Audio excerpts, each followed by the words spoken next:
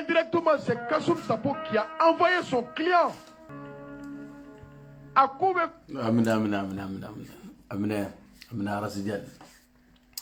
Salam alaikum, Dani de Paris, Alhaji de Paris, Walidou de Paris, Karamo de Paris. Obelajele salam alaikum.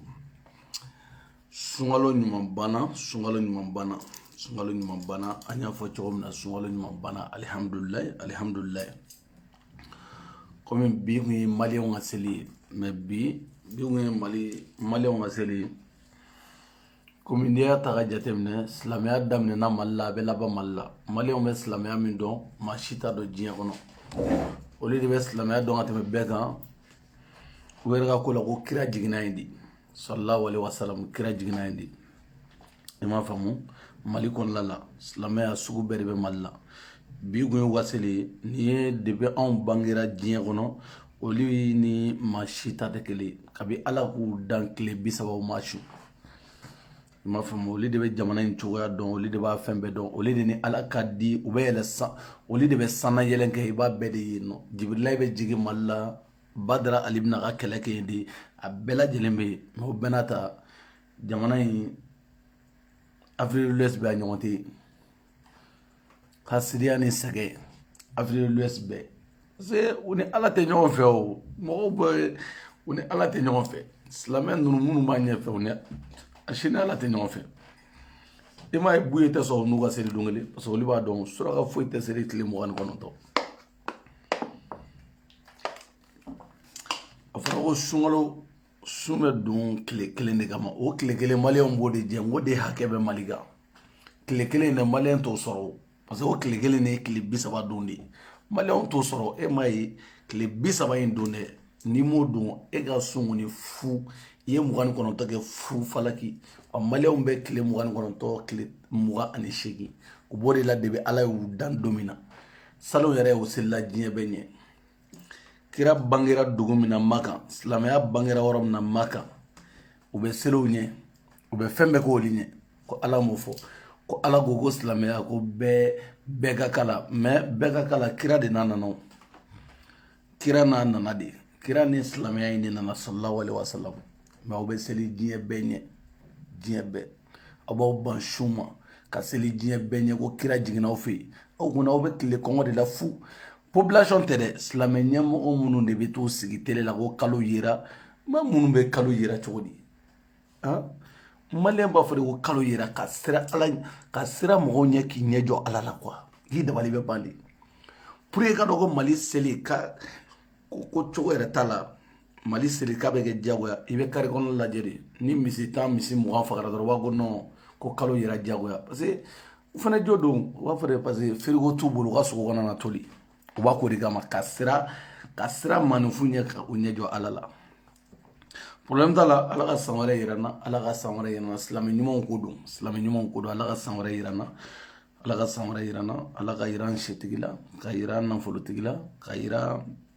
kasoro elijatu ambo kono ka iran musotigila ka iran dentigila sanyo chama nga jaga seri nyonfe islami nyumon kudu de muni sungalo namara woli kote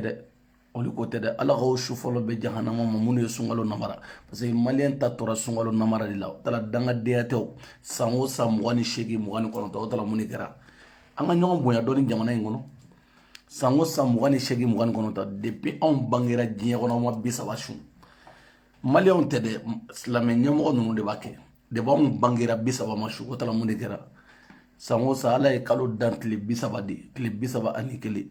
kile mugan konoto balaga mais dibam bangira kile mugan konoto kile mugan sheki kile mugan konoto kile mugan otara wi mo so gudme ala ga san jama irana ala ga hineta bawla ala ga yafakuma ala ga mali gelamba ala ga gelaim bampiu ambe jahadi mununo ala ga kisi jahadin be gaba anga tungarange u papier temunu bolo ala ka papier no gawi papier temunu bolo ala ka papier no gawi mamunu be ko jida la no be feka ko jiti kana ala ka sira nyuman duma mamunu be feka bokata aventure la ala ka sira nyuman duma mamunu yerbe aventure la no be feka senso ala ka senso no ya belajeli munu be aventure la ni banabula ala ka banay belajeli no ka bu farso jugoro munu be non nafolo temunu bolo ala ka nafolo no ya belajeli ala ka kisi famo toroma mamunu be ala ka belajeli kisi reflelima ala ka muso kisi furu sama ka cɛw kisi furu sama ala ka hɛrɛ k'an bɛɛ lajɛlen salamu alaikum dani de pare alaji de pare waliju de pare karamɔgɔ de pare belebelew ka belebele kumabaw ka kumaba komi an ka seli ye sini alihamdulilayi yan ta ye sini 30 dafalen kɔfɛ yan ta ye sini tile kelen b'a kɔnɔ ko n'o sɔrɔla anw fɛ mais maliyɛnw ma sɔrɔ dɛ tile kelen kun ye bi ye maliyɛnw ma sɔrɔ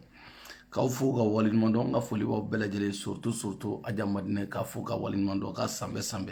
merci beaucoup Dedewu Sinbaga k'i fɛnɛ sanbɛ ala ka san caman yɛrɛ na merci beaucoup Aramata i ni furucɛ Blaki k'aw bɛɛ lajɛlen fo k'aw bɛɛ waleɲuman dɔn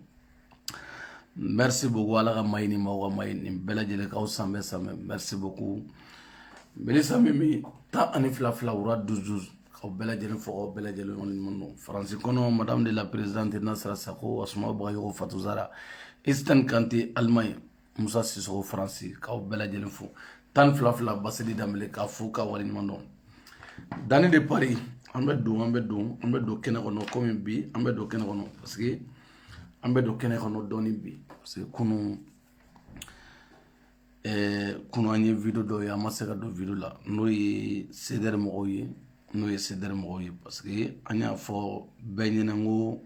kalabanci a tɛ kɛ jamana in kɔnɔ yan bilen n'o ye CDR mɔgɔw ye Abudu Ɲangi ni cɛ tɔgɔ Yargoyi Abudu Ɲangi ni Yargoyi u ka video an b'a décortiquer an b'a décortiquer komi jamana in kɔnɔ jamana in dabaya de cayara an y'a fɔ bɛɛ ye a dabaya cayalen don jamana in kɔnɔ olu de bɔra ka procureur neni yan olu de bɔra ka juge neni yan olu de bɔra ka fɛn bɛɛ lajɛlen kɛ yan olu kelen k'u bɛna mana de d'anw ɲɛ la an ko non ko tɛ se ka kɛ k'u bɛ tila ka segin ka na mana de da anw ɲɛ la n'o ye Yargoyi ninnu ni Abudu Ɲangi ninnu ye an y'a fɔ bɛɛ ye parce que sariya ye sariya de a man di mɔgɔ si hali k'i jugu ye kaso la parce que n'i ma kaso dɔn anw bɛ kaso dɔn diɲɛ kɔnɔ mais Arasa ka kaso ko o ye fɛn min ye o bɛ kɛ ka tɔw ladidi Arasa ta bɛ kɛ ka tɔw ladidi parce que ni Arasa ta ma kɛ ka tɔw ladi ale de cerveau ye k'a kɛ ko yafa deli Arasa bɛ droit dɔn ni diɲɛ mɔgɔ bɛɛ lajɛlen ye n'a ko kɛra ko yafa deli problème t'a la bɛɛ bɛ se ka juge fanu ba nini e diminen ko bon an bɛ taa kaso la kalo 2 dɔrɔn bɛ n bila bɛɛ bɛ juge fanu ba nini ko bon an bɛ taa kaso la kalo 2 dɔrɔn b'an bila Buwa fana ninnu y'a kɛ kalo 2 y'u bila Seydou Bamanan ninnu kalo 4 kalo 3 y'u bila Arasa fana ko kalo 2 b'u bila o tɛ dɛ an bɛ don a la an b'a décortiquer ka taga parce que Arasa de bɔra yan nɔ ko sariya dɔn n'aw tɛ sariya dɔn k'a Kasimu Tapo yɛrɛ bɔra ka diɲɛ nɛni bɛ da o kan an bɔra sisan ka Arasi Jali lamɛn Arasi Jali a ma foyi fɔ ni tan tɛ Kasimu Tapo bɔra yan nɔ ka diɲɛ fɛn sugu bɛɛ da ministre de la justice ni Kasumge kan a ye diɲɛ sugu bɛɛ da o kan o bɛɛ kɛra u ko k'u tɛ sariya dɔn u tɛ sariya kɔnɔ ko dɔn u tɛ foyi dɔn d'accord y a pas de problème u bɔra ka jugew neni ka procureur neni ka magistrats dɔgɔya Arasa ta delili t'a la ne b'a dɔn a bɛ delili kɛ a tɛ bila n'i ma delili kɛ hali ni ye diɲɛ di bilahi a tɛ bila n'a ma delili kɛ ne b'o kalama tɔw ye delili kɛ o ka bɔ a fana bɛ delili kɛ tayoruba ninnu ni kunkolomisɛn toroni kunba ninnu olu bɛɛ ma delili kɛ Arasa kelen bɛ delili kɛ mais ale ta ni tɔw ta de kɛ kelen ye o y'i diya o m'i diya le 8 octobre an bɛ taa kiri la ani Arasa bɛ taa kiri la le 8 octobre saraka yɛrɛ t'o la yɛrɛ bilahi an bɛ taa kiri la wa seliba fana b'a sɔrɔ o kɔnɔ an bɛ taa kiri la a bilara le 8 octobre c'est autre chose mais an bɛ taa kiri la ani magistrats bɛ taa kiri la hali o tɛ tɛrɛmɛ yɛrɛ négociation t'o la o tɛ tɛrɛmɛ tɔw ta bɛ se ka négocier mais ale ta tɛ négocier a tɛ tɛrɛmɛ yɛrɛ n terikɛ tɛrɛmɛ cogo t'a la hali n'i y'i yɛrɛ faga tɛrɛmɛ cogo t'a la i m'a faamu komi CDR yɛrɛ kɔnɔ ni CDR kɔnɔna la komi n'i y'i sigi ka analyse kɛ ka ban i bɛna ye k'a fɔ ko CDR kɔnɔ ko mɔgɔ tɛ yen dadɔnbaliw Yargoyi fana Abudu Ɲangi Yargoyi nin bɛɛ bɔra burusu kɔnɔ ka na de Abudu Ɲangi fana suwalen don ka tɛmɛ Yargoyi kan Abudu Ɲangi fana bɛ min dɔn Yargoyi t'o dɔn hali Yargoyi t'a bu dɔn i m'a ye mɔgɔ ka di Arasa ye maa minnu tɛ ko kalama o dɔrɔn de ka d'a ye mɔgɔ minnu tɛ ko kalama ani Abudu Ɲangi ninnu tɛ se ka bɛn o mɔgɔ kunkolo ma hali kati 24 ninnu munna ninnu b'a bɛɛ parce que o bɛɛ bɛ ko kalama nin bɛɛ bɛ ko kalama maliyɛnw anga yargo ilame folo yargo ibna mufo anga yargo ilame anga lame folo arasa mine do anga laje cheya de horonya ye adama de daba de manje kono arasa mine do yargo ye mifo anga lame folo nous qu'on a décidé qu'on est pas donc on avait commis on va faire on avait l'enquête tarifu là quoi. On est prêt quand même à tout aujourd'hui parce qu'en bord dossier de colonne ça tout le monde sait que c'était un dossier d'injustice. Anyo keleke bon ni au bord donc on fait nana mettre ni kafoko où il y a interpellé bina nanta motif donc on ne connaît pas les raisons pour le moment avocat m'a raison fagné mais ko na bora interrogatoire là obina na nyoko donc limi bora la ambo nyefo mokoyi mais kafoko ni ko anye en pour en dusu ka tugo mina ka 4 mois ke madana ka fono yo wara be ka tuguni jamana ni koni ame niveau mina bi injustice ko ame fusira dana quoi au niveau de la vie et nous sommes quand même prêts à tout ni fond fait be boala ou ka boala mais ka fo kimina nanga jamana ta démocratie en 91 mo ye kala de ke voilà ça on me liberté mbambulu bi anga se ko soro donc mo te se kana klinga dren fait ka fo ko no ko o aki no kibina fo kibo tranquille ka bo malion boulot o ko no kumate ola nous ne sommes pas seuls dans le combat comme les gens l'ont vu Agné fait un combat par rapport à la déstabilisation jusqu'au 19 avril. Nous nous entré de nos boulot ou tomber à nous. Et donc, en tout cas, le combat ne fait que commencer encore. En boulot, il y a parce qu'en tout cas, il faut en tout cas, secteur où en tout cas, attaquer parce qu'il y a un pareil. Donc, au bout qu'on a là, nous, on a qu'à interpeller. Attaquement de Awabaray, Kaoro attaqué au Awabaray, d'accord. Awera Borago Kone. Arasa e kalo nani ke kasola o kalo nani ngono ko nyona teke bli ku perene no fembe kama ninde ni fo de ninde ni fo ku perene no fembe kama da baya danga dia kan fo jamana kono ko li perene do fembe kama ko injustice ko li be fusiri injustice dana depuis ay mali progreru ayu fani ni ku bani ni folo so ba yera ka fo comment on t'a donné le journal sur le don wacha oli ba don ga foko ja ko mali justice ko injustice de be ko mali justice te foi don comment la yinende aka comment la yinende ko mali justice te foi don comme ko libe fusira dana ni man be fo toujours anga la main y a pas de problème anga la main allez le ba be fo. Merci beaucoup. Et on patiente un peu. En tout cas, pas question quand même de rentrer à la maison ce soir. Tant que n'a pas de hanté douce, on ne sait pas.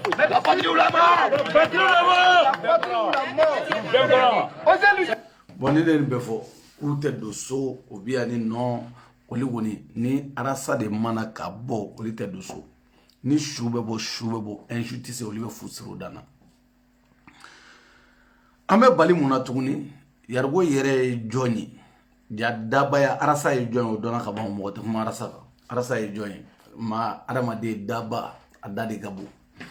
adaka bo menia blala abe domindo arasa dade gabo atise foila anyona fori de ma wolu malibe fara nyonga arasa nyona fori de te ne afo be ni arasa kele inde be deli labi yargo nu bora deli mi gotere ale arasa de be deli labi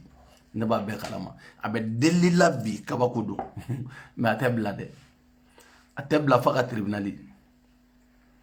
arasa mi ko magistrat o te fendo ko juge o te fendo ko nunu shita foi kalama o arasa de be delila bi awene fam jogodi nyani ga ina fo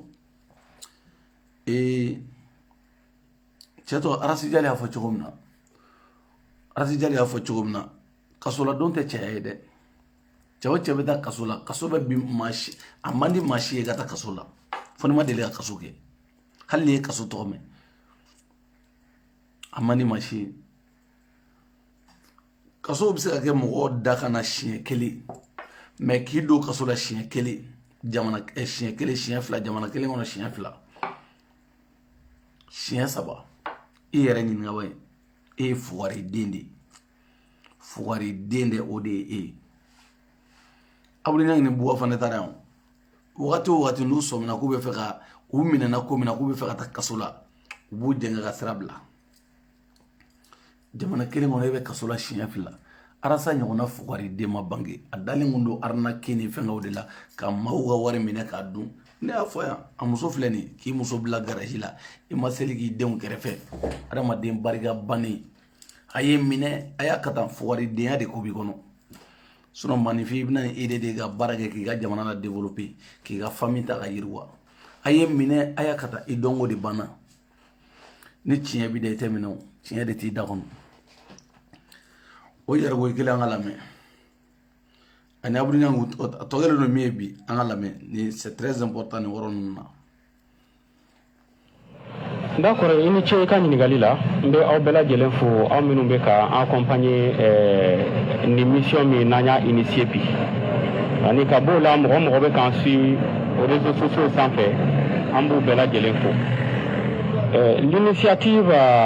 ni hakilina a bɔra Ɲang yɛrɛ de la parce que depuis k'a to Tunisie an ye échange dɔw kɛ o échange hukumu kɔnɔna la a y'a fɔ ko n'a nana a bɛ fɛ ka passer ka na mɔgɔ dɔw voir walasa an bɛ gɛlɛya min kɔnɔ o gɛrɛntɛ bɛ se ka ta ka ban kan cogo min na bon ne k'a ma ko ma k'a kɔni bɛ fɛ n ka accompagner a ko la démarche ninnu na ne k'a ma n ko problème foyi t'a la donc o de hukumu kɔnɔ an nana komi a y'a fɔ cogo min an tɛmɛna commissariat la ka sɔrɔ ka na tribunal la yan ani an kɛlen bɛ ka yɔrɔ wɛrɛw boloda a ye kuma minnu fɔ kuma kɔnɔ a ko ide bɔra Ɲang de la ide jumɛn ka taa commissariat la commissaire ye policiers ye marifa min gage min fili ka taa k'u ka yafu ma Ala ni kira kama a kɛra u ka quartier la ala k'u ka yafu ma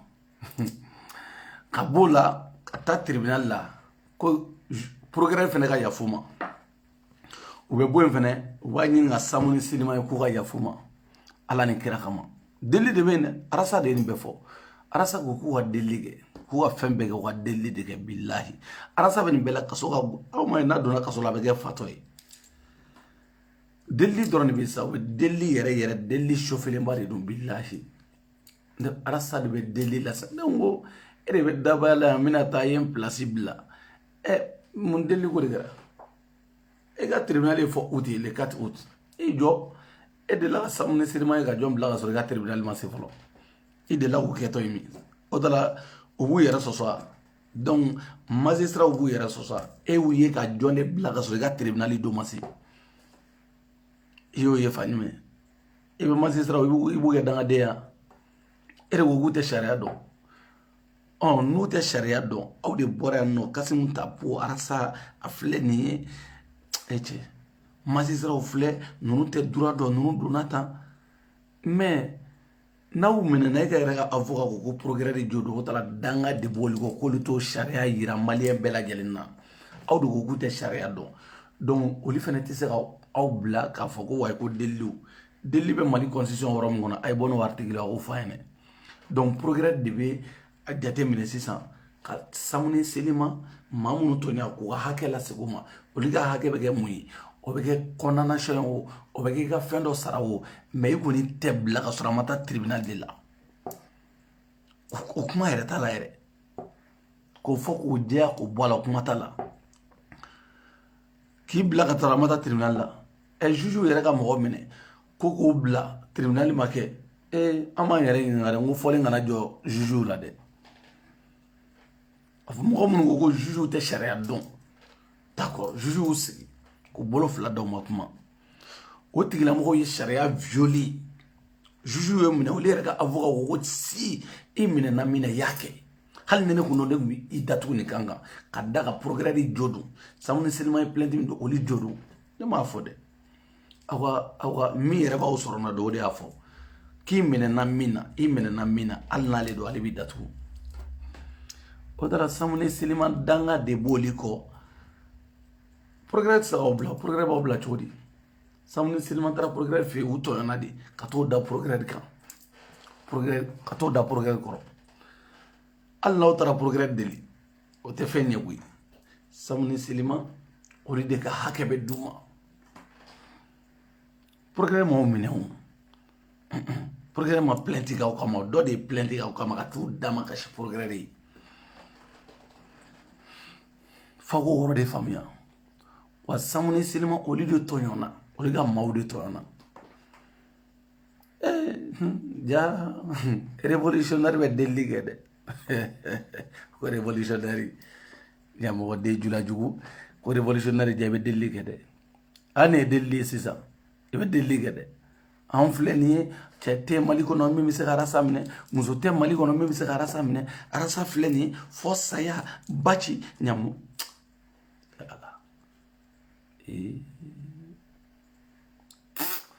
wanderga memi fene mina conseil min dima pour que mali on be nyabo nyala ibo do ibe ala mine ibe mali bla ibe ne iwaro ni nkerela wallahi billahi fem benala chama mi fene ibe mali bla ibe tisiki jamana do kono ki i poser quoi sinon al ni bora fo ni mara gouvernement na i mara fenola ubi mine tron ki datu tranquille parce que ayera la bela ka fo ko ja était fouillé et bita tendro tranquille iko ko essayer hani essayer te mo tsara samne 5e police là 5e police là o police mun gundu ils ont été 24 ans 26 ans sam mugani doni et sam bidrungo dem flan pour l'état rimine donc depuis 6 ans iga ko damne na communicateur la wa communicateur de iga ko ban iga ko iga here damne na ndi wa wuli define iga ko ban wallahi ni politicien ngela donga foko ja ebe shedini mine autorité gala do kebe shedini mine ete here soro mali gono tu eni here eta ibli ne reflexa fiene da billahi ete here soro mali gono tu ibe kuma doron o igana doron ina faamu be kuma chogomina o e jaga jo ani yoga doron be kaso parce que etsama o ibe mo ibe galunda do la doron pa boli timne doron pa ko bo e galunda la prévuti bolo doron bi ka kono. C'est ça seulement. Et ça n'indron d'oua. Billahi. Il était hera sur boule. Wallahi billahi était hera sur boule. Tu étais politicien en politique. Et boudon a terminé. Et boudon a terminé. Parce que la malibela, ko ja, ko ali jenemine na marfachira, ko ja ebe mine, hali petar nintechi. Jenemine na marfachi, jenega molis apina bela. Ja ebe mine. Et anga yargo ilame c'est très important anga yargo ilame anda na kuma ya fatu me ante mena commissariat la kasro kana tribunal la ya ani ankene me ka yoro woro buluda o ayo kuma mun fo neta e miwe ko mi mo ba kala ma chugo mina kabini rasba placera sur mandat de dépôt domina ni maître Kassim Tapo ani sorti doké moi sur les réseaux sociaux ça a été diversement apprécié mais au coffre fana entre la ka communiquer donc comme on communiquer donc les réseaux sociaux sans fait mina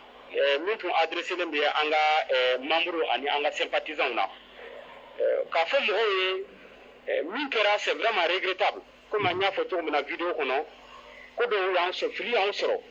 bara o kin konnala parce que quand il justice ma précisément angora dossier de reconnaissance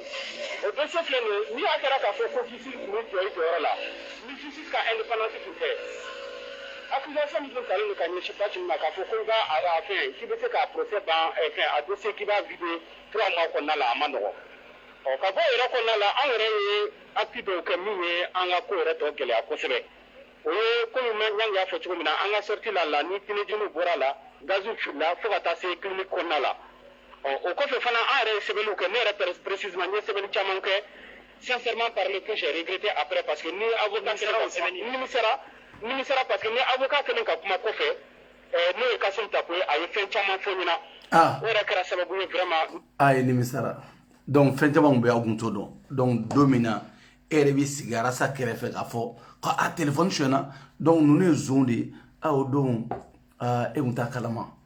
ja e unta loi kalama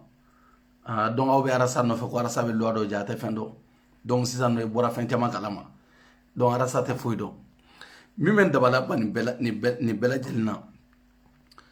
e de dabara ko sisa ka be ke mi ko injustice ko damesra la mais e go bi ko way ko no ken ni misara ne avo ngobna sraminga ni shite wallahi ni masisra o makubo ni kula ka arasa ke ka tola somi ka adama din tola somi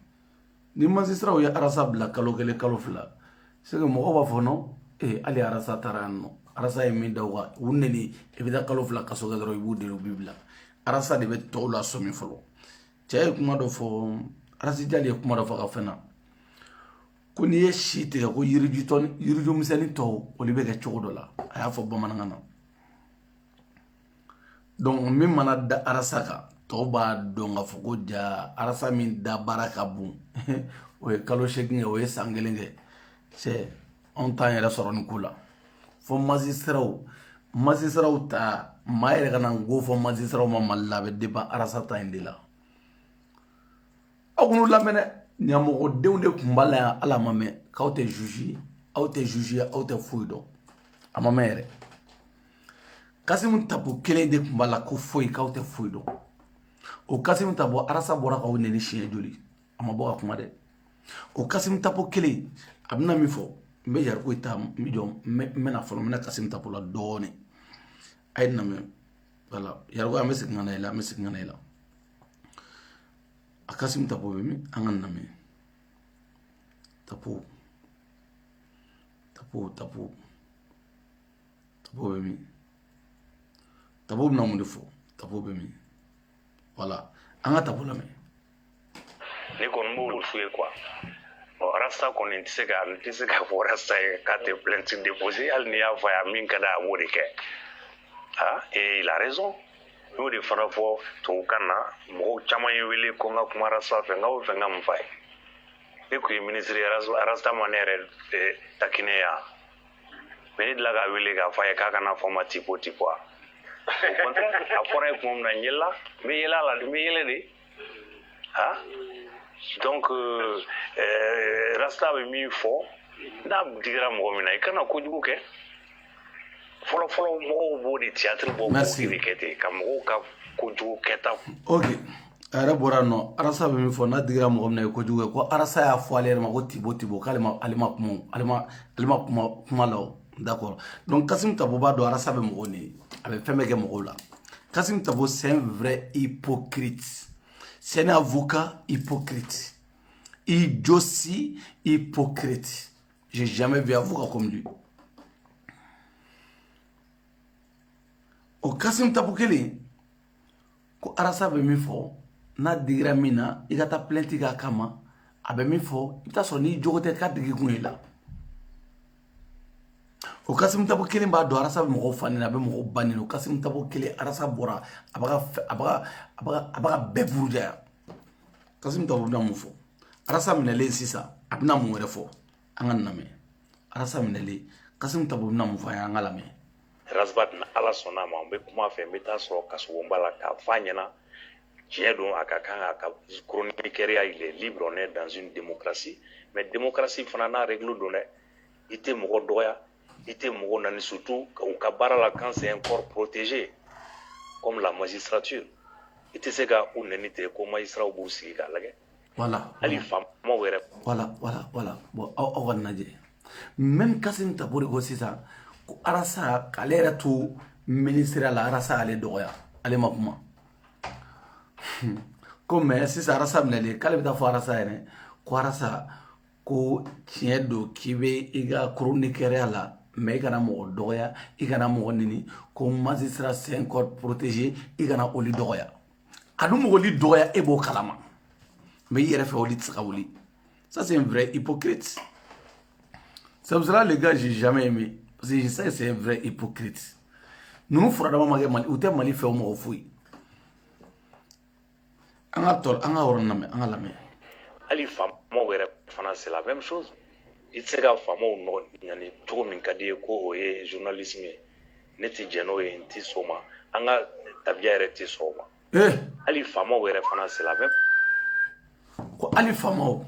faamaw ko Mali laada tɛ sɔn o ma an ka foyi tɛ sɔn o ma mais même Kasimu Tapo de ko arasa ma ko n'a digira min na ka taa plainte kɛ arasa y'ale yɛrɛ neni mais arasa minɛlen sisan ko ayi ko non a bɛna yɛrɛ victime ye ale tɛ sɔn o ma nin bɛ sɔn diɲɛ fɛn bɛɛ ma maa min ye barika yɛrɛ ka du kɔnɔ o tɛ sɔn mun ma nin bɛ sɔn diɲɛ fɛn bɛɛ ma Kasimu Tapo bɛ sɔn foyi tɛ dugukolo sanfɛ a tɛ sɔn min ma k'ale tɛ sɔn o ma arasa b'a ka magistrats fa neni a bɛ Diko ninnu neni a bɛ Mali maabaw neni a bɛ faamaw neni e de bɛ n'i jɔ bi ko hali faamaw k'i tɛ sɔn o ma aw man tɛ ka kuma de quoi aw bɛ kuma aw hakilila k'anw ye denmisɛnninw de ye n'aw kumana dɔrɔn anw bɛ kuma ninnu bɛɛ ye quoi Kassim Tapo bɛ sɔn diɲɛ fɛn bɛɛ ma Asijali y'a fɔ yan mɔgɔ ma Rasta ta kaso la dɛ Kassim Tapo de y'a lataga maa si ma lata kaso la ale de y'a lataga e de ko Rasta bɛ kuma hali ne y'a fɔ a ye k'a t'a dabila e de y'a fɔ ko hali ne y'a fɔ Rasta ye k'a t'a dabila e kelen tilara k'a fɔ ko wa ko n bɛ taa fɔ Rasta ye kaso kɔnɔ ko ni kumana fɛ k'a b'a dabila mais c'est quoi ça o de kama Mali ko la i bɛ kuma mais kana fɔ ko hɔrɔnya quoi hɔrɔnya tɛ mɔgɔ si la bilen ni cɛkɔrɔba Rasta yɛrɛ k'a fɔ ni sijɛ ye cɛkɔrɔba kunna mun don k'i ka danaya da kan ka fɛn dɔ mais sijɛ bɛ nin kunna bɛ nkalon tigɛ c'est à dire i dabali bɛ ban c'est à dire ni ninnu fɛnɛ sara mɛlɛkɛ dɔ alimami dɔ de bɛ taa ninnu su la seli alors que o ni seli man kan ni ninnu sara fo alimami bɛ kɛlɛ kɛ o su nɔfɛ ninnu mana sara i bɛ nin jateminɛ cogo di wa Mali falen don Kassim Tapo n'a ɲɔgɔnna caman a filanan ye Baco ye ninnu n'u ɲɔgɔnna caman u hakili la u bɛ mɔgɔw manipuler ka taga ka mɔgɔw manipuler dɔrɔn kuma mugu la u hakili la n'u ye min fɔ fɔlɔ an bɛ ɲinɛ o kɔ de Kassim Tapo de ye nin bɛɛ fɔ même pas 2 semaines ni kuma ninnu a ye nin kuma bɛɛ tugu ɲɔgɔn na 2 à 3 semaines kɔnɔ nɛn b'a fɔ tan nɛn b'a fɔ tan cɛkɔrɔba kunsigi jɛ mais non bɛɛ nkalontigɛ yan fɛ a bɛ taa minɛ an fɛ e bɛ ninnu dɔw lajɛ cogo di ninnu dɔw fana bɛ na ko Mali danbe Kassim Tapo an ka tɛmɛ aw kan sa an ka tɛmɛ aw kan aw tɛ mɔgɔw bolo da yɛrɛ an ka tɛmɛ aw kan aw nɛnɛ ka di jamana in kɔnɔ aw nɛnɛ ka di mais a bɛ kɛ bɛɛ la a tɛ kɛ magistrat la dɛ a bɛ kɛ bɛɛ la Mali magistrat tɛ k'o la dɛ maa si t'a ka dangadenya la yɛlɛ Mali magistrat la ka t'i sigi magistrat sariya minɛ n'a donna ta bɔra ta liberté d'expression a kɛra ta démocratie sara kabi depuis diɲɛ fa ɲuman démocratie ko kɛra démocratie sara donna ta bɔra ta kuma caman est-ce que démocratie yɛrɛ ka ɲi aw da la yɛrɛ mun démocratie ko de kɛra démocratie ko jumɛn kɛra aw tɛ dulɔ min aw tɛ taa aw ka boîte la ka n'aw sigi ka mɔgɔw ɲini k'aw da sago fɔ mɔgɔw ma o de ye démocratie ye ko magistrat o dangadenya tɛ dɛ aw ta cogo aw ta aw jo ye bɛɛ b'i ta gérer nin cogo la jamana in kɔnɔ tan dangadenya tɛ dɛ Mali justice sara donna ta bɔra ta kuma caman n'aw ma se magistrat yɛrɛ b'u ta régler u yɛrɛ a y'aw ka fɛn bɛɛ kɛ aw ka tɛmɛ o côté la a y'aw ka fɛn bɛɛ kɛ juge côté aw ka tɛmɛ o la an ka Yarigo lamɛn an ka taa Yarigo la Faden Sago Yarigo an ka taa lajɛ d'accord i ni ce ka fɛn a tɛgɛ sigi a kɔ n yɛrɛ talen Tapo fɛ yen nɔ don misi fɛ an bɛ video kɛ a y'a kuma fɔ n ɲɛna donc o kɔfɛ de an taara ka taa video kɛ donc depuis o don fo bi mɔgɔw bɛ se k'a remarquer k'a fɔ dossier nin an bɛ ka baara fɛn o fɛn kɛ an bɛ k'a kɛ walasa gɛlɛya min b'an kan o bɛ se ka ta ka bɔ yen cogo min na adamaden n'i ye fili kɛ i ye fili de kɛ o mɔgɔ fɛn o fɛn n'i bɛ ji min n'i bɛ fiɲɛ sama ka fili i bɛ se ka fili aucun être humain n'est parfait donc nous avons reconnu vraiment notre tort an ye min kɛ nin na a ma bɛn o kun de kɔnɔna la an ye sorti fila minnu kɛ n'o ye Kassim Tapo ka video ani ne ye fɛngɛ min kɛ kunun ka tila ka ɲɛsin an ka mɔgɔw ma parce que mɔgɔ caman bɛ yen minnu ma dossier faamu an bɛ ka taa sira minnu fɛ u m'a faamu u bɛ ka mettre Kassim Tapo lagosi u bɛ ka a fɔ k'u bɛ justice k'u bɛ fɛn dɔw fɔ justice ma an yɛrɛ kumana mɔgɔ caman fɛ mais an ka mɔgɔ dɔw an kumana fɛ mais an y'a ye k'a fɔ mɔgɔ dɔw bɛ ka continuer ka kɛ o de kama an obligera kunun ka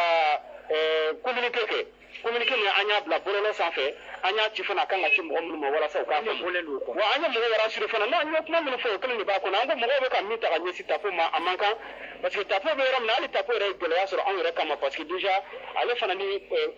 magistrat bɛ ɲɔgɔn na donc an y'o kuma ninnu fɔ a kɔnɔ an ko bon mɔgɔw ka bɔ vraiment min bɛ u ka bɔ a kɔnɔ an bɛ ka fɛn fɛn kɛ an bɛɛ lajɛlen bɛ Rasbat ka hɛrɛ de fɛ an bɛ CDR ka hɛrɛ de fɛ donc an bɛ ka kɛlɛ kɛ walasa an bɛ gɛlɛya min kɔnɔ an bɛ se ka bɔ o kɔnɔ cogo min na k'a ɲɛsin essentiel ma wa an tilala k'a yira fana k'a fɔ anw bɛ yɔrɔ min na bi an tɛna na fɛn foyi de kɛ min bɛ kɛ sababu ye ka dankari kɛ jamana ka basigi la pour preuve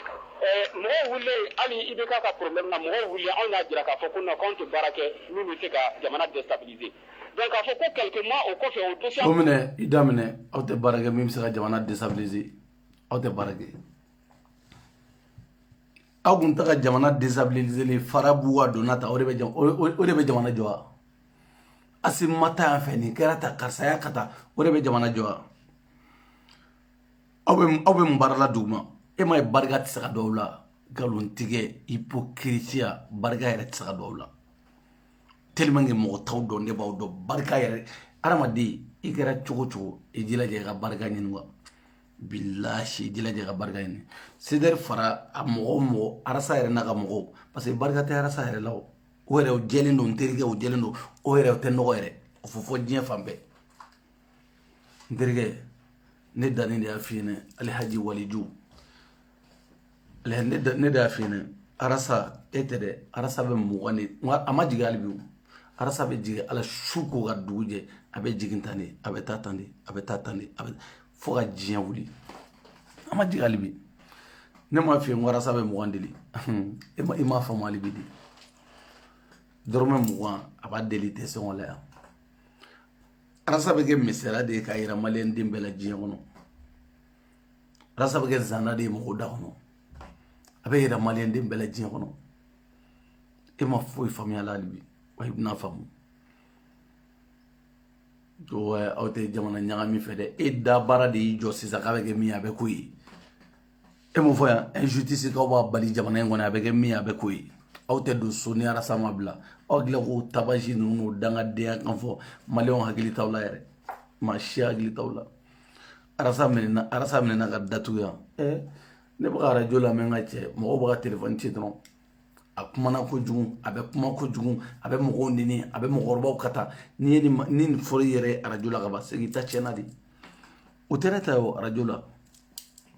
o ba fo radio la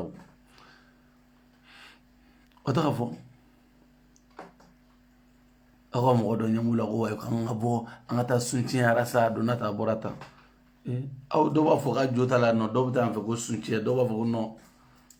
tellement wote ko khala ma ma ba woni munu che ni shara kele ni kiri kele mete ga shara be sigi ne ma fo arasa te blasande mais terga ni to ta te kele de ani to ta te kele de delli tala de aw be delli la me delli tala de ka fo ni ko delli be kala ka ko delli tala de ko yin delli tala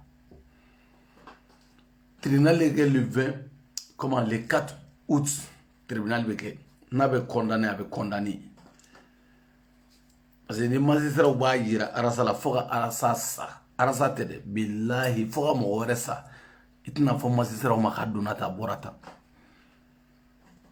foga mo oresa mali ngono etena na fo magistrat ma kibi dado ga barla o yube mana kan fu yene foki sa ala ga lekati irana lekat parce que arasa be seliba abo ka kona info fene sogo be dunga toyi o saka sogo ala sogo yirane sogo yirane arasa o fene be dungi toyi e ma fo mali be ndirge amina ada yarwe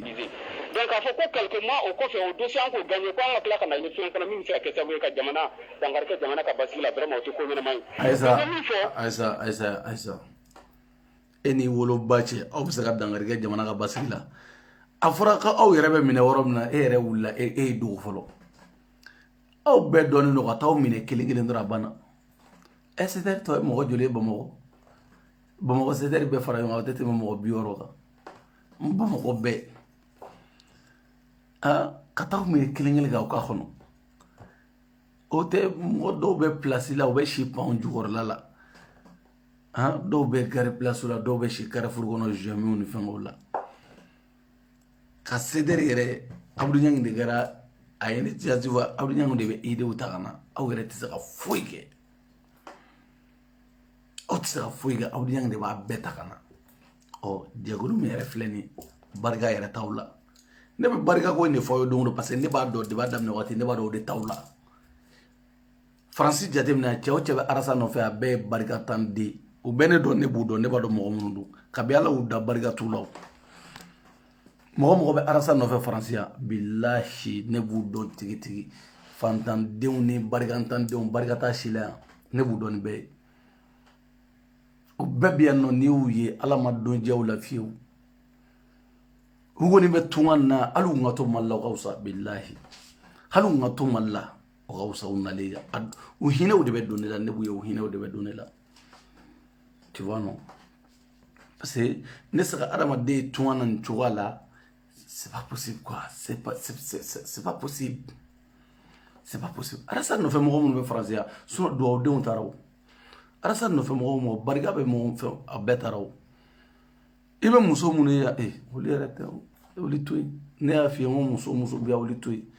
bugoti ne kelen tala be muso wa be jato billahi abe jato de I muso ba kono abe juge dongodo I muso be seder kono ne dani ko teninte wuli de I muso ki furu muso be seder kono terige ete chei I muso tita dor la ta juge lila I cheba kono dore tere billahi abta muso ko de la abta muso orbani abe muso orbanu farale nyonga mama be se u jatem ne dro ne bu dondi ne te sozonna de ngone de bado on est là-bas. Muso do gi tege gorota ko mera sanno fe me francia ki tege gorota ko chewereti mine ki jugeya moti ube mine sede u te dore la ko nongo o de kam wala e barga bo feina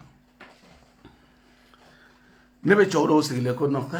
mo be ne muso avera sa tona fuwari dingulule I muso bagata jugali dila e muso bagata fe mine o de jugali han chebe iche chedo fo sede ko no kana o bene do ne budo abe jato dingulule wa bebe wa foite digno wa kula wali muso afa fune nunu na fanja nunu na critique rata na koroni na koro abe jato dingulule ne budo ndi ne te so son kula de be mo mi so dani do jamana internet u dondi mo de bene so ya na ka ke maliege me jamana ngona jamana internet bene so di masi amerique muso ya pare me francia muso di me ceder ko na minte juge aminte jatoy abe jato de wolele chawara de bum ne u juge ya walu man yere a chama be wira ko ni wa chama yere ne kele dani man ke adonata ngone bi kemuna kambariga banwa fena wa ne bu do ne be yelo madi imi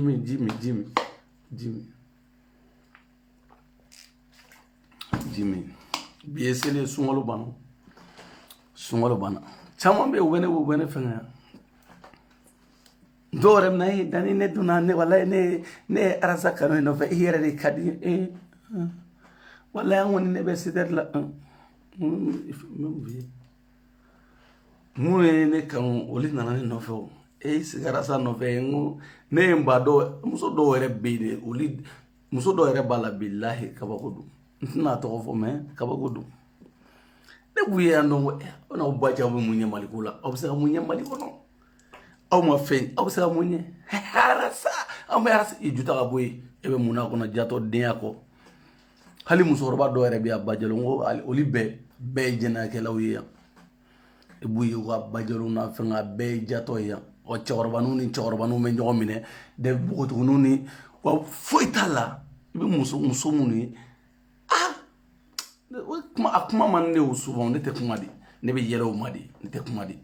ebe muso ta jatem de ijo nu e nyo dongodo ebe muso fem beni ala ni krache ablay ko la jato dengolo lendo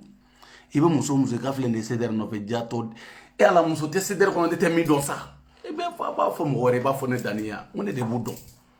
u bene don ne budon ne ba do wuche yemi ne ba do chamun bu digi ne dan budon tigi atem be iga do herbe wodi taballane la yara ko me doga ko yara cene fitin do be fakto a chestri ga a chexetigeta o me bele ba doga de mo wallahi kawa ko angate me gaboy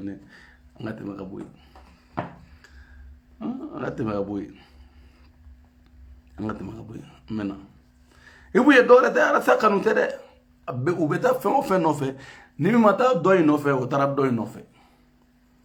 betara bebe ne no fe sumo fo yore wodi barga bola parce que ne ni fongo billahi alle ni farasa en warasa ngo kuma mo fe mucha wacha sedere kono be wala muso de no fe una na tona u iga kuma muso fe ni na domina kuma fe na una na barala ay kisiga bo nyogoma kuma mo fe jawa cha sedere kono u bila de wala muso no fe na anya farasa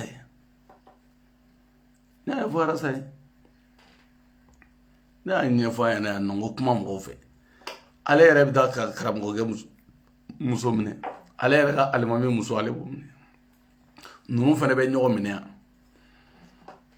ye dɔw ye ne cɛ ye o ye sedɛri ɲɛmɔgɔ dɔ i cɛ ye jatɔ den de ye ha ne muso ale be se I muso I jato dendi le te foyi la kono jula juguya ko e b'a fɔ ne ya ne t'a dɔn ha on filɛ on bɛ se e bɛ mun e ko k'e bɛ mun e bɛ mun kɔnɔ I tɛ manamana I b'o kuma fɔ jɔn ye daniya e b'a fɔ mɔgɔ e b'a fɔ jɔn ye dani Alhaji Waliju an ka Yargo lamɛn Yargo yɛrɛ min dabala ba Yargo ni Abudu Ɲang min filɛ o Abudu Ɲang kelen o de ye muso bila Yargo la billahi o de ye muso bila Yargo la ko fɛn min fɔ Yargo ba ne Samuru ta nka ala bɛ barika don la cogo di ala yɛrɛ tɛ ala to kɔ ala tɛ se k'o kɛ o jɛkulu o jɛkulu n'i bɛ fɛ ka fanga sɔrɔ n'aw nana de ko jɛkulu muso minnu b'a kɔnɔ a y'u to yen a y'u to yen cɛ minnu b'a kɔnɔ a y'u to yen n'aw ka mana aw kana ɲɔgɔn ta gurupu in kɔnɔ ala bɛ barika don jɛkulu la aw ka jɛkulu walimusow aw bɛ walimusow de ka su ni tile olu cɛw dusu kasilen hali n'olu cɛw ma ye ala ye ala bɛ barika don jɛkulu la ala tɛ barika don la e ma ye barika t'aw la barika kisɛ kelen kabi ala y'aw dan don min na barika kisɛ kelen ma e ala ni barika o taara aw tɛ aw kunkolo datugunen don wa arasa ne ma fɔ I tɛ bɔ dɛ mɛ I bɛ kiri dɛ I bɛ kiri billahi I bɛ kiri I bɛ yafa deli la debi sisan bi jɔ an bɛ seliba wala dɔn n'o kɛra sa mɛ I bɛ kiri dɛ n terikɛ I bɛ kiri dɛ I bɛ kiri de jeri sisi I tɛ bɔ n ka fɛn kɔrɔ yan I tɛ bɔ n ka fɛn kɔrɔ yan sinon ni n tilara ka don I kama I ka inbox kɔnɔ n bɛ min da I kan n t'i bloqué dɛ mɛ ni n donna I kama I ka inbox kɔnɔ sisi ni n tilara n ka video la ka don I kama n bɛ min da I kan diɲɛ kɔnɔ n'i ba de I bɛ n ka téléphone ta o ɲɛmɔgɔ den o tɛ kɛ ne la yan saraka denw an ka taa Yargo lamɛn an ka taa Yargo a gosi an ka taga anw y'a jira k'a fɔ ko k'anw tɛ baara kɛ min bɛ se ka jamana déstabiliser donc k'a fɔ ko quelque mois o kɔfɛ o dossier an k'o gagné ko an ka tila ka na ye fɛn kɔnɔ min bɛ se ka kɛ sababu ye ka jamana dankari kɛ jamana ka basigi la vraiment o tɛ ko ɲɛnama ye mais n ye min fɔ anw filɛ nin ye an ye dusu bila hakili ɲɛ n b'o fɔ précisément ka ɲɛsin ne yɛrɛ ma précisément an ye dusu bila hakili ɲɛ an ye ko dɔw kɛ an tun man ka ko minnu kɛ min kɛra sababu ye ka dossier yɛrɛ gɛlɛya parce que u y'a jira an na k'a fɔ clairement que le procureur n'avait pas l'intention ka Rasbati ka ci o tɛ tiɲɛ o ye Yargo ka flow de ye o tɛ tiɲɛ o ye Tabo ka flow de ye ko procureur tun tɛ fɛ Arasa ka ci o tɛ tiɲɛ tiɲɛ t'a la o tɛ tiɲɛ t'a la polisi t'i minɛ su fɛ o interrogatoire ko bɛ kɛ o su kelen c'est pas possible I bɛ ɲininka k'i bila garda la ni dugu jɛra an ma ɲɛnabɔ ka dossier bɛ taa yen fɛla la Arasa sira I yɛrɛ ko ten Yargo ye ko aw ka intention tɛ nin ko ninnu ye I Yargo yɛrɛ I bɛ ka fili o de ko nin fili o de ko nin tɛ o e Yargo de bɔra dabaya la yan nɔ aw tɛ si aw bɛ tile a donna ta bɔra ta kuma caman e de a bɛɛ fɔ yan mɛ a bɛ cogo di bi ne y'a fɔ aw ye n ko fanga ni foyi tɛ kelen fanga fu tɛ dɛ fanga min bɛ ne la Mali kɔnɔ a tɛ Arasa la bilahi Mali kɔnɔ Mali kɔ ka fanga bɛ ne la a tɛ Arasa la barika ni foyi tɛ kelen diɲɛ kɔnɔ a tɛ Arasa la fanga fu tɛ dɛ Arasa bɛ sɛden de minɛ de sɛden de yɛrɛ tɛ dɛ mais o tɛ k'a la foyi tɛ k'a la I ju tɛmɛ I ka wuli k'i bila ɲɛ an ka taa sisan foyi Maliyɛn bɛɛ y'a daji to a kun na ne aw yɛrɛ filɛ nin e ka nin jɛkulu belebeleba lajɛ ko maa si tɛ yen min bɛ se ka kariya ka taa procureur ɲini k'a ye ka taa yafa deli ka taa fɔ Abudu Ɲang de bɛ wuli ka bila aw ɲɛ Abudu Ɲang o yɔrɔ la mɛ chapeau tiré I y'i ba de ye dɛ I fana y'i ba furu la Abudu Ɲang bilahi I ba furu la parce que I ye min kɛ ninnu ye ni maa min ba ma furu o tɛ se k'o kɛ parce que an kɔni b'a kalama ko dɔ in ta ma furu Abudu Ɲang I ba furu la I ye min kɛ ninnu ye ne yɛrɛ sɔnna san joli Yargo jɔlen na Abudu Ɲang kɛrɛfɛ Yargo jɔlen na Abudu Ɲang kɛrɛfɛ Abudu Ɲang de b'a c'est pas possible yafa deli n'o ni fɛn révolution ka yafa deli anw ta ka taa jamana in kɔnɔ Arasa yɛrɛ Arasa ye nin fɔ ne ye dɛ a ko Dani n tigɛr'u la de Cédar mo ni bette mo la te gawla men ne rasa sekle Cédar me Amérique Cédar me rasa de model me e ka vogal ben bula ne akala Cédar mo ko mo yo wulu e ka vogal men bula e ba fa gitte gara Cédar mo la aduna ta borata no kala Cédar mo ko me rasa fona mayne men ya sekle Cédar me Amérique Cédar derige j'aime la drogue bla rasa be drogue de freta ko jugu drogue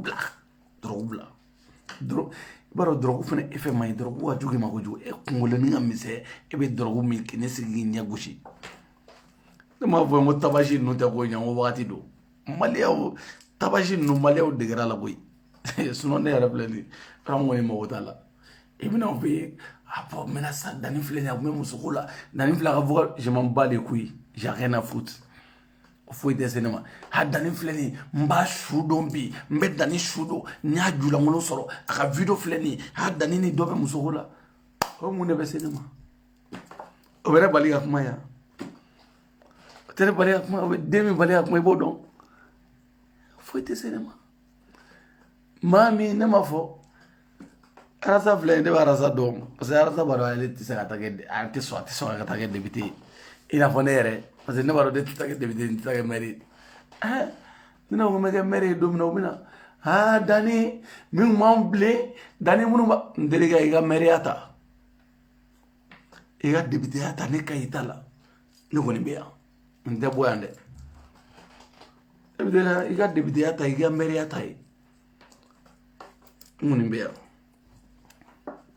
anga yargo ilame rasa yargo numbla ku wana yafadili billahi ya Allah au ta chera jawano ni yawi yafadilla bi Allah Cédar de arasa de fle yafadilla fadi yargo ba fanye papier bla anga ko bulu raw dusula aw kana arasa ko gele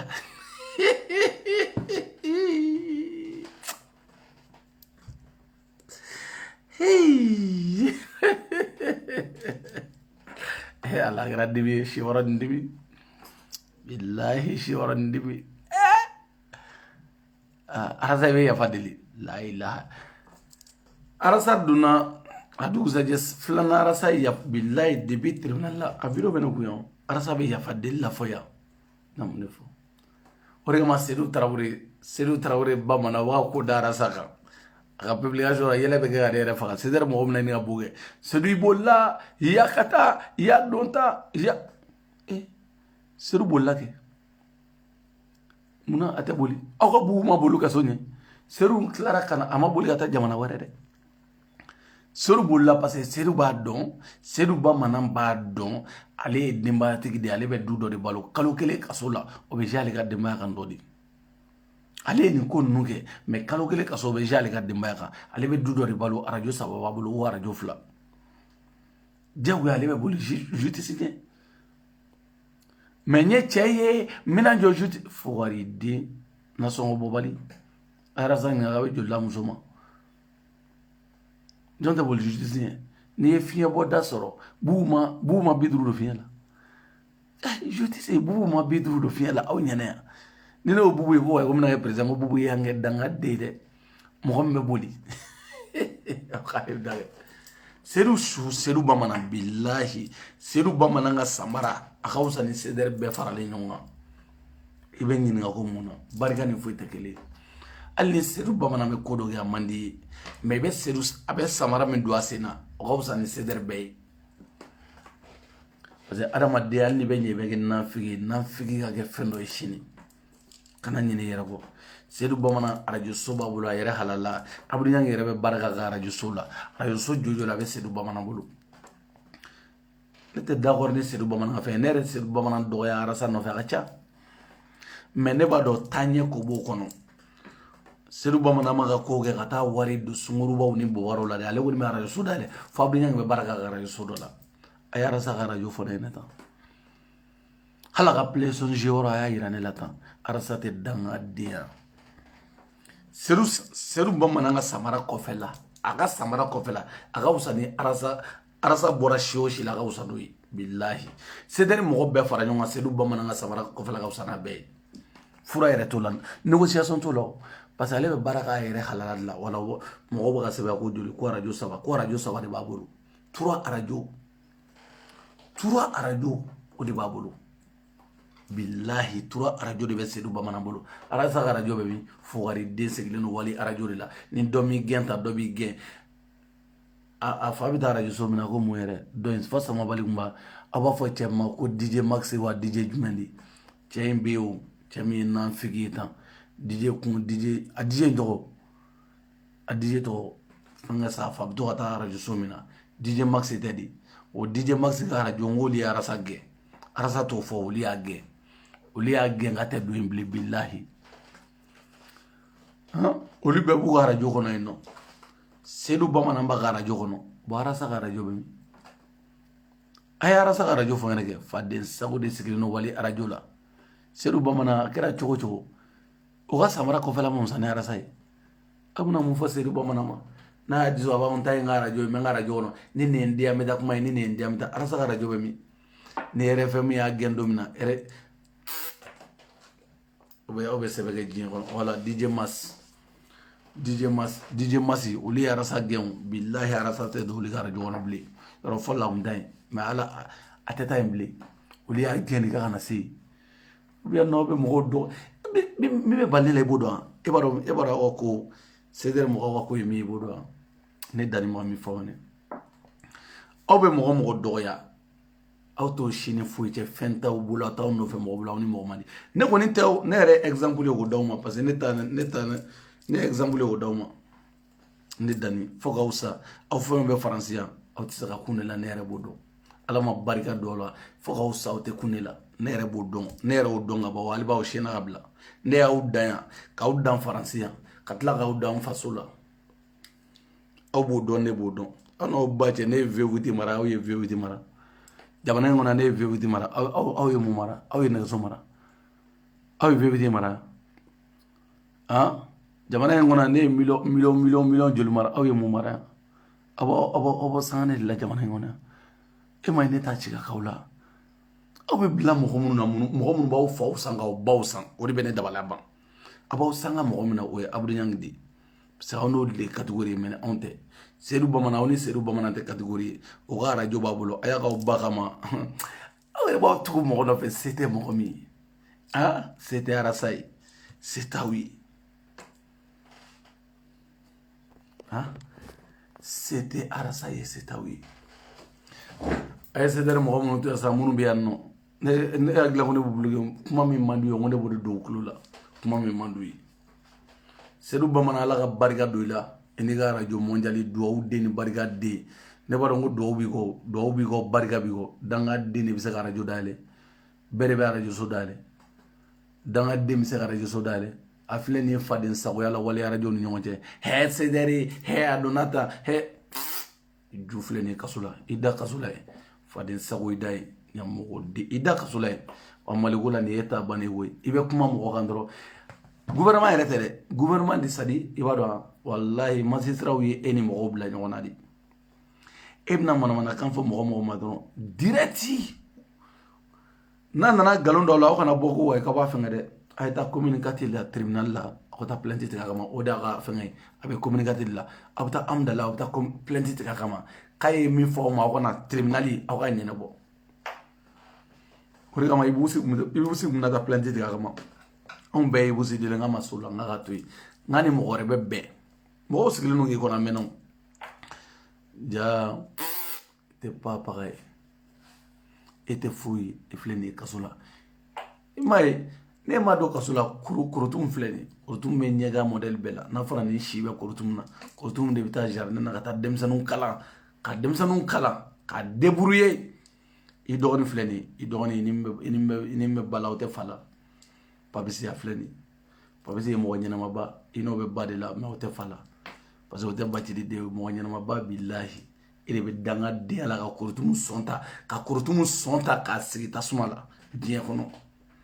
ni ne ye korotumu ye a bɛ taa jardin na ka taa denmisɛnninw kalan k'e ye e min ba bolo bɔ hali bi korotumu i se sɔn n bɛ wari ye ka na d'i ma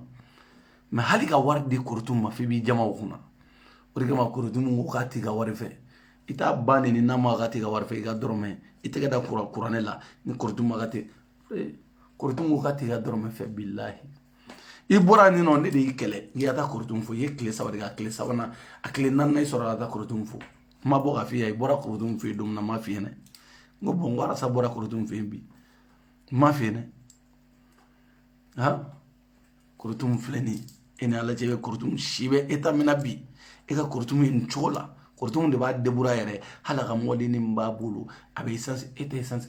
no danga de amande billahi ni baro ko arasa e danga de ti ne da arasa baga yo so do ko arasa e danga de yere ay na ko do mbay ti ibta ni ko no ke wakati be na fara kurutum de école ner de la ko maro fo kurutum man ne misala na fara kurutum de jardin da bana directrice ala o maîtresse mun be no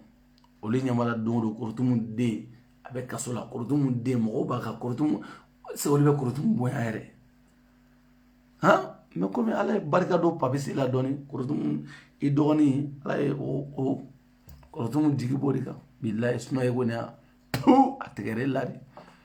hali wakelen boto ka di kurutum mo kuma be cha efe hali ga wakelen di kurutum ma billahi ne me mo do yara sa no fe o de kama ne kuma do ngo che kanta c'est katarasa kata mi alamo John araba fo doma mi alamo to John de o jeni to John de billahi araba do John mi arasa lamo arasa ne koni akanta sin kan ne ba be sadi ne no me kuma arasa kan wa c'est pas la peine ne mo kuma ga mo do be jigina o de kama mani wakati be ko la terre reconnue tout en nous rey ñamo ko anga la terre reconnue donc terre be siga réparer ci bina anga sura anga temo sura ñu fe o de kama an bora procureur fe ci sa ay fen chama fo ay enseignement chama tira kono ay fen chama fo la dilikan chama fo ñu ra anya mi famu vraiment en tout cas nous on n'avait pas du tout cerné entre nos paramètres chama cerné ko là mais on a compris beaucoup de choses, on a tiré beaucoup d'enseignements chez lui aujourd'hui. Et en tout cas, moi je l'ai présenté précisément mes excuses. Parce que Fiankara allait comme Mara de Konna là, communication là. Donc ce qu'il a fait, c'est normal, il prend ses responsabilités parce qu'il allait dépendre de Djamana qu'on a dit qu'on garantit. Donc Arasa Manifine, et progrès est fait comme Fawene, il y a fait de Arasa Manifawene. Quand Juju Doya, à Unto Kalama, Koyoko Jui, alors Juju te fendo. A juju doya donc a wuto kalama a sisan ayo don sisan donc il fait journaliste ayo don sisan ira wado gibiga yafa deli mo bo fo moya kasoni fe ekeleya comme ni gadi touré be mo gomne gibla touré be arasa billahi arasate mulu baliyake comme ala arasate mulu baliyake blesa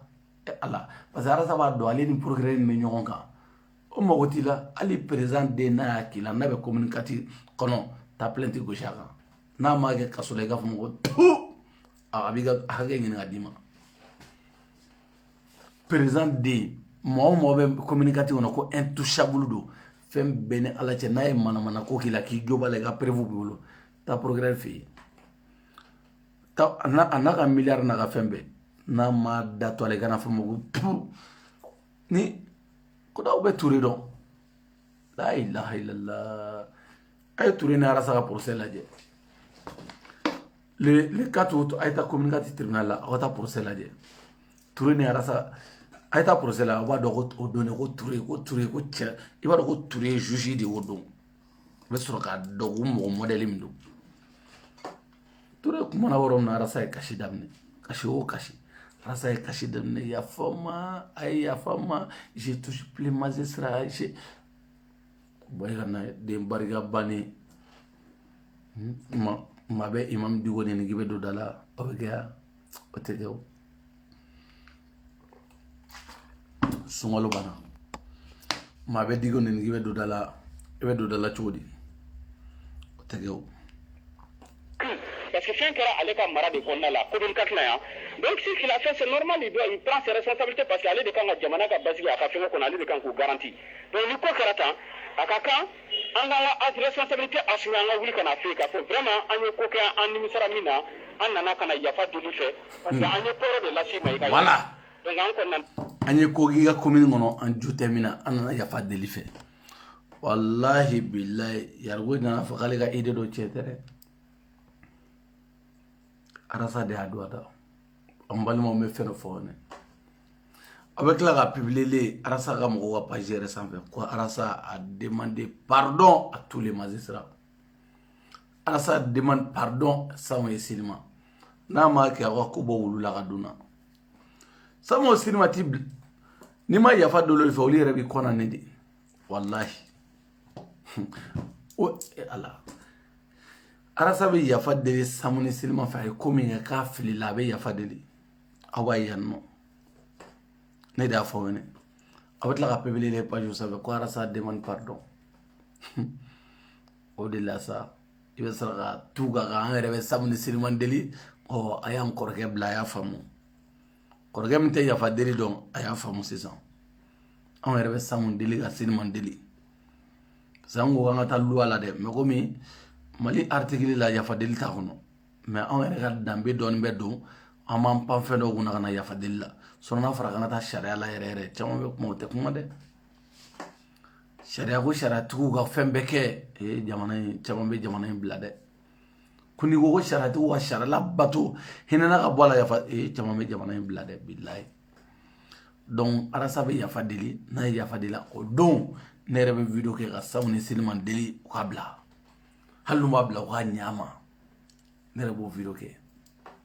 no parce que ne wa do jagwa de Samuel Silima kimi ne kete yafa deli kuma tala de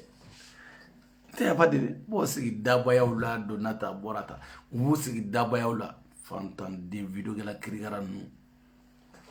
e bo sigi le dabaya la donata borata arasa tsa fuyi interige fuyi o bana mali gono arasa be kuma fo do ma don communicate avec galonda dola yere bada per communicate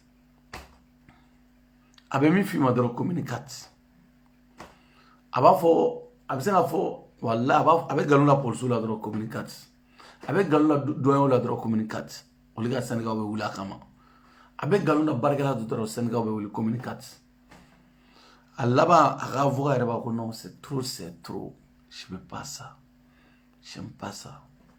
arasa laba en drone interige fura yere tala parce que machi ma ko talila ajate nege ay galonda alfaya absa avocat bla droit arasa poursuivi ma se communicateur abe bo abe do o reba ne ba fonga ya fa na ma tasho hal na bora bi abe do shini parce que ne ba doni bande pare ala de pare wala de pare karam wala pare bele kuma ba bele ma foli ba bela jeli ala ga here gawi seder mo wala ga lafiya dawma ala ga lafiya do pum bariga tawla ala ga lafiya do dawma lafiya do ala ga dawma ana ga sunguru ba muso wala ga yafa do ala ga lafiya dawma akona o che bato de akona o che do o nyini ne akona o che bato akona o che do o nyini mo de ma bariga bani jamana ngona obsa mu nyaba jamana kula obsa mu nyaba mali kula mana wuli sigin tay mali da donata ba ebsa mu nyana ba kono e mu ka kono aw ma fenge jamana ngono ki sigi da ba la mo dala donata rasa nyote ya donata borata arasa bege seru bamana te arasa seru bamana te araso seru bamana afre go danga go seru bamana ko baye foire dene sora obama foire de sora wi dombe muso jumbe ala deli muso jumbe ala deli diyan on ga demulu dembe ko arasa choya muso mbe ala deli diyan kono iga demulu dembe ko me arasa choya sambina nindoni ha ayre taraga sambina ni wolu la suno sambidru ni kelenderu sedu bamana demzene ala arasa ka korona radio soye sabaya bulu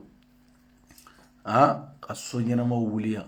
ali arasa ka chantier jolin fleni parce que lew de gumbo lew fenen lew ne nan figu yede lew no nan figite lew ni bubu hallo le dorome fladi ma woli bafo nan figi flamate moliga dama famu akadi muso jume jenwri ga demulu dembe ga rasa to jemina drogu tala kaso idenge ni mali da ni denga dona kasola ko rasa mata kasola tara kasola ndila tara atara kasola na d'accord problème tala arasa be communiquer la arasa ato chatro flaga bono almami ite fe ga hake ga segima imami arasa ga imami to billahi mina ite fe ga hake ga segima arasa yi muso anga ta code pénal la tori fe communicatif la ta plainte do communicatif tribunal la ye muso ta do kama ta plainte do arasa kama communicatif tribunal la ta kirila billahi fem benala ja gafe be dayele ga hage mi abe segima almami ta plainte do arasa kama communicatif la iga hage be segima iga hage mi abe segima ma daga tigi deun ay ta communicatif la awa hage be segama billahi shara do be mali kono de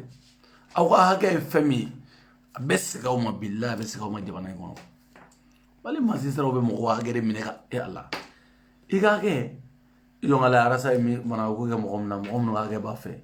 awa ta communicatif la ñanu wata touré wuli ga boy parce que touré be ga hage mineka segi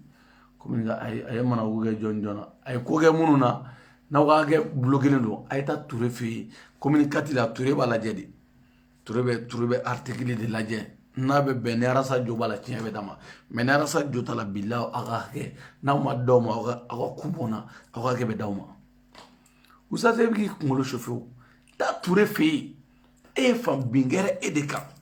ta communicatif la bingere e usa de kan billahi kiribetike e kiribetike sa mali code pénal code muso furule mariage ba oni ñonche ni mariage ti ni muso che non mais mariage bi ni muso che o che yo furusa ko sasa to la o che oni santan duru kaso kan sura ni folo do ba ko che kunci di mais si sa oni santan duru kaso de kan ima famu ani million bidru valeri million bidru valeri donc vous avez bien e ba muru ben basu kana e beta communicatif de la e bitika hage ni na rafa communicatif tika hage ni abini muso ga perevu contre perevu daluya contre daluya billahi per ala ni mo be fan wallahi billahi progrès touré fantan dama nga hage ni nga dama o ga tani banashi touré be fantan de ga hage ni nga dama e ma yala e barga do touré la ale be fantan wa hage ni ma famu fantan wa hage abudi ni odi communicatif la ni bina mo wa sebi ta touré fe prévu bi bulu de iga prévu bi bulu barabana ala ga touré mangoro belebele ke pari daganti alaji dani wala ju daganti karamo dani belebele wa belebele kumaba kaw fo ga wali mondo nga foli wa belajele ala ga sanjama irana madame de la présidente Nasra Sako asuma ba yo faduzara muso nyana mo dara ga bara sako tobe muso tonu ye jula jugu konde kana fo jato koro e muni ni muso bogotigini ima furu folo ima furu ni chemna jena la be foma ko awi jena kelawi me muso furule no menena ani chedo menena be foma ko jatoy o de be foma o ko ne kana ndi fo nde me chede fo ka wala mo ye kanye do be olite bamana nga me ba foto ba me parce que mi me ga ceder ko ne wado muso munu be francia ceder ko lala do ga bo ko dani ye galondana billahi muso do ga bo adorable ne ka kungo kamlu adorable parce que nino yo ga prévu mi ne bo fo o digira woro mina ne bo fo me do ga bo ko dani ko de windo na ceder ko no domina nteche don che ten don che masema amuso kilempe ga bo ni mi bora akilenga bona de bu do ka ta amuso ro bala fa dem sena be jula jugu mbawbla nga foli bawe dan de Paris mele ba fa na wamne na tamne wa kungo seder mo ma fa na o ja volga ngata na wi parce que nga fo itala arasa na gamna sampra volga jiga ga dan de Paris ala ga dani ani mawga dani melissa mimi merci beaucoup kadi sam ko be chodi kadi ko be chodi merci beaucoup dala dugre gagne me be ga bela jele fo merci beaucoup ka bela jele fo wali mondo merci beaucoup Nasra Sako madame Sako ko be chodi ka bela jele nga foli bianno merci beaucoup kadiatu belen ko be chodi belen ga foli bele babiano marietu Maretu Kansai ko be chodi Maretu Kansai fo Allemagne ki fo ki walimando Maretu Kamara l'Amérique jamana ka merci beaucoup iga foli be no ala ka mbayini mbaw may ki fo ki walimando nga foli belebele babie merci beaucoup iga foli belebele babia Dani de Paris Alhaji de Paris Tata Soumare Chou Sidibe ala ka chuni mawachu merci beaucoup sage ko ne ko be chodi am nyongolo bela jele nga foli belebele babia ko be chodi Binta ko be chodi merci beaucoup am nyongolo kadi ko be chodi merci beaucoup Dani de Paris Alhaji de Paris Waliju de Paris Karamo de Paris belebele ko belebele nu ka ci ngurun fodro buye konate ko be chodi mon frère am nyongolo buye konate ka bela jele fo ka bela jele walimando la barga do nga groupe no la nga groupe no mangoro merci beaucoup ka nga groupe no la nga groupe no mangoro la barga do groupe no la Dan de Paris Alhaji de Paris Waliju de Paris Karamo de Paris arasa tata alabana delima sisa ko labana delima ko labana delima fota no vewuti tambolo sisa nga vewuti hasidi dewni nyengu ani mogo jugu juguya ne juguya mbaw kono jiye kono ne dani juguya mbaw kono jiye kono fokawsa amma deliga miede ne no fango barga me abe tu barga tu du ko de manine abe blabo mo la ayu laje do xaw yere laje ko be ni be mo kele kwa yere laje sa iga tigi laje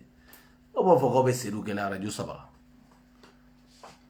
foko mo ta barala arasa radio be mi fowari de me mo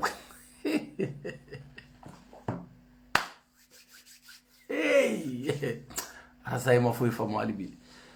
kele tatungana billahi tatungana arasa tungandro ne kay ma sono mali gono ami nyongomulu chama kunungunte 11 mai kununguye 11 mai hali bomarle kununguye 11 mai ali dialogue be chori 11 mai bomarle ma fête ambe bomarle ambo fête sunna ka hommage la se arasambia ambe hommage la simay aga bargado mali justice la bargado justice la da baya lambe yankari mo te bo arasa e chey jarasa e pedi mo muni arasa do kasola do ni fitinu ne fila gamina ka do kasola fui ay ma de bi disida fama disila ma bi disida fama disila ma disira samoni selima arasa gara barede akara bare intrigue hey bomarle women gala muzo fata gala de bomarle women no cry ala bon women gala wata arasa hibi ima foko kasora dongo olive doni juin samara kona olive ne binyai etea